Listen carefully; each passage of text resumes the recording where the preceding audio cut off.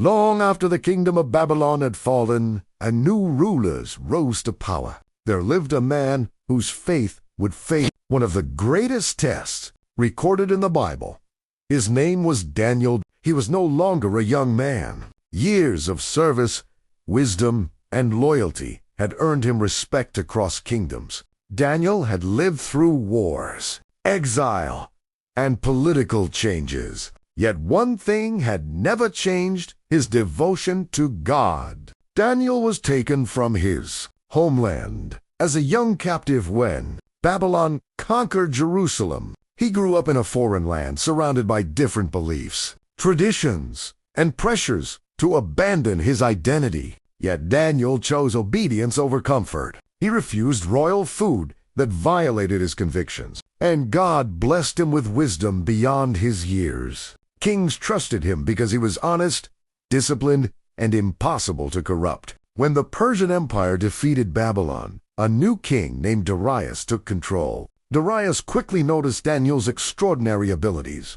Daniel was not only intelligent but trustworthy. Among all officials, Daniel stood out. The king planned to place him over the entire kingdom, but success often creates enemies. Other leaders became jealous. They watched Daniel carefully, searching for mistakes. They searched his work, his decisions, his leadership, and his behavior. But they found nothing. Daniel was faithful in his duties and pure in his character. Frustrated, they realized the only way to destroy him was through his faith. They approached King Darius with a plan disguised as loyalty. They suggested creating a royal law stating that for 30 days, no one could pray to any god or man except the king himself. Anyone who disobeyed would be thrown into a den of lions.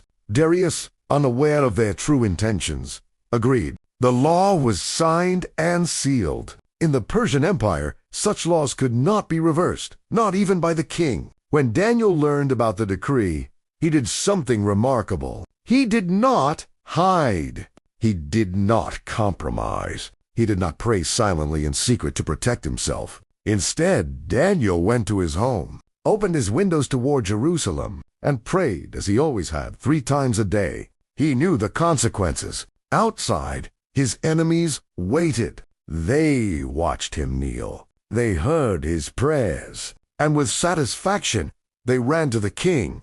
They reminded Darius of the law. They forced his disobedience. Only then did Darius realize he had been trapped by his own decree. The king was devastated. He suspected Daniel deeply and spent the entire day trying to find a legal way to save him. But the law could not be changed. As the sun began to set, Daniel was brought before the king. Darius spoke with sorrow, expressing hope that Daniel's God would rescue him. Daniel was then thrown into the lion's den, a dark pit filled with starving predators trained to execute criminals quickly and violently. A stone was placed over the opening. The king sealed it with his royal signet, ensuring no one could interfere. That night, the palace was silent. Darius refused food. He could not sleep. His thoughts were consumed by fear and regret. Inside the den, Daniel faced what seemed like certain death. The growls of lions echoed through the darkness. Their eyes glowed in the shadows. The smell of danger surrounded him. But Daniel was not alone. The Bible tells us that God sent an angel to shut the mouths of the lions. Instead of attack, there was peace. The creatures that symbolized death became silent witnesses to divine protection. Through the long night, Daniel remained unharmed. At dawn, King Darius rushed to the den. His voice trembled as he called out, unsure whether hope still existed. "Daniel, servant of the living God, has your God been able to rescue you?" From the darkness came a calm and steady voice.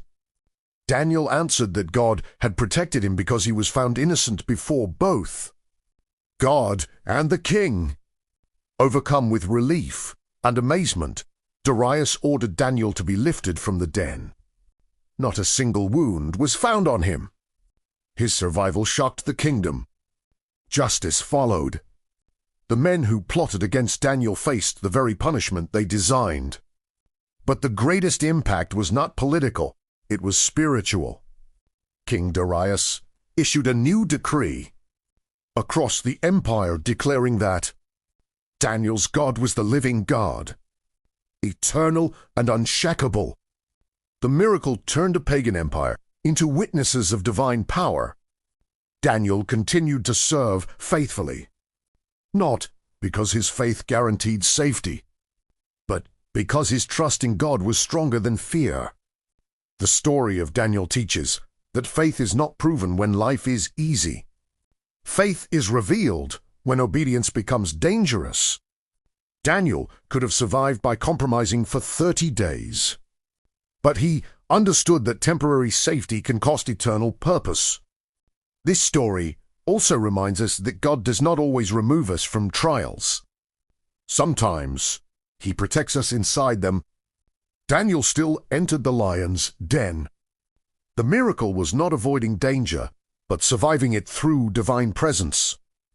Throughout history, believers have faced similar moments, times when truth conflicts with pressure, when loyalty to God requires courage, when silence feels safer than faith. Daniel's life reminds us that standing firm may lead into darkness. But God's protection can transform even the most terrifying places into testimonies. Faith like Daniel's is not loud, aggressive, or proud. It is steady, consistent, and unwavering. He prayed when it was safe. He prayed when it was illegal. He prayed because his relationship with God was not based on circumstances. Daniel's legacy is not just survival. It is influence. One faithful life impacted kingdoms, rulers, and generations. His story continues to inspire those who face lions of fear, doubt, persecution, and uncertainty. Because sometimes the greatest miracle is not escaping the den. It is discovering that God is already waiting inside it.